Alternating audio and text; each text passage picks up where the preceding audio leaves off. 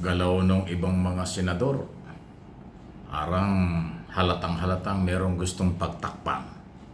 Dinadaan sa ingay, dinadaan sa mga pagko-quote ng Bible, di ba?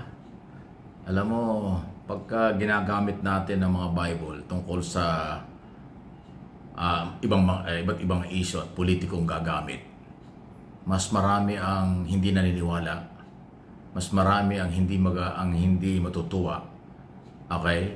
At hindi tama.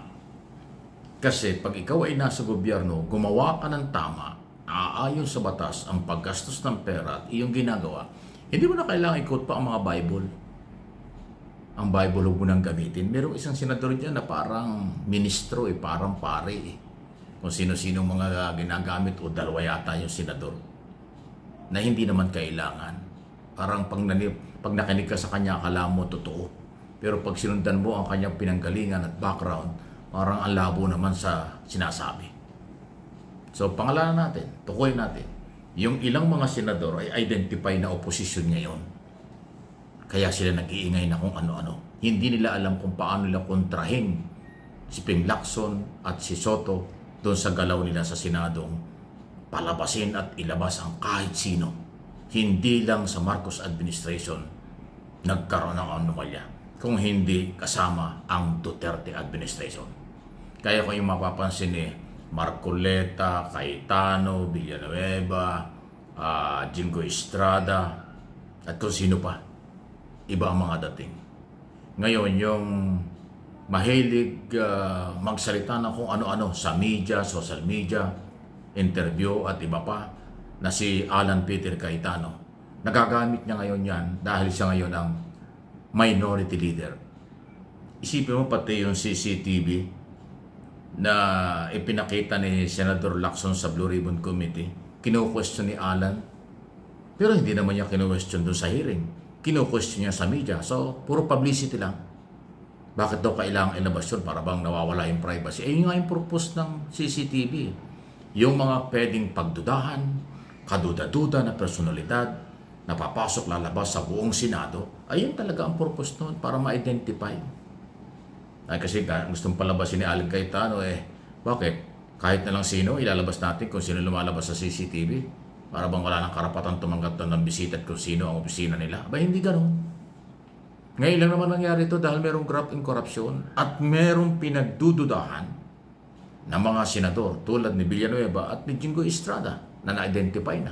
Although marami silang palusot na sinasabi, na wala silang kinalaman. Wala naman kasi aamin. Hindi ko sinabing guilty sila. Kahit sino, walang aamin. Kahit si Hernandez, hindi naman siya inaming korap siya. Nagtuturo lang siya. Sabi ni Engineer Hernandez na alam ko yung ganito, maraming pera, ganito yung kausap, ganito ang bigayan. Hindi naman sinabi kung sino binibigyan. Pero inamin niya, meron talaga korupsyon. At ang detalye kung siya may kinalaman o wala, kung paano, hindi niya inaamin. Katulad ng Alcantara, kahit na anong gawin mo doon, puro walang alam. Kahit nasa video na, nasa harap niya yung maraming pera, daan-daang milyong pera, cash, hindi pa rin niya alam. Ay, di ba? Nagtatanga-tangahan lang, bubulag-bulagan lang. Lalo na itong mga senador. Paano aamin yan? May kapangyarihan, senador.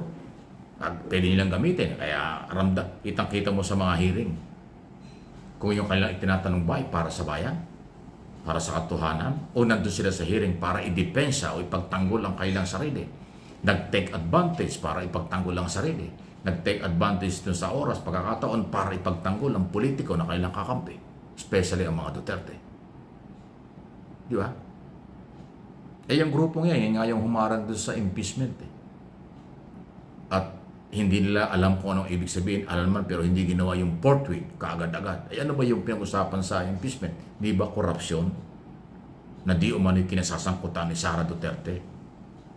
Forthwith, kapag nakuha ang article of impeachment, itong grupo ng oposisyong ito, ni Cayetano at iba pang nabanggit natin, ito yung humarang Tapos ginawa, naging dahilan na lang na magpalabas ng ruling ang Supreme Court na unconstitutional pero hindi naman final. Yun din na sinunod. Kaagad-agad sinunod nila yung pabor sa kanila. Yung pabor sa mga mamayang Pilipino naghahanap ng katotohanan, hindi nila pinansin ang forthwith o kaagad-agad. Pero yung ruling ng Supreme Court na pumipigil sa kanila, kaagad-agad ipinatupad. Ayun, anong makuha nating aral sa kanila? Di ba? Ayan ang pagkatao nila. Kaya hindi ko nilalahat. Hindi lahat ng mahilig magbasa ng Bible, nagko-quote ng mga kung anong sinasabi sa Bible ay ating papaniwalaan.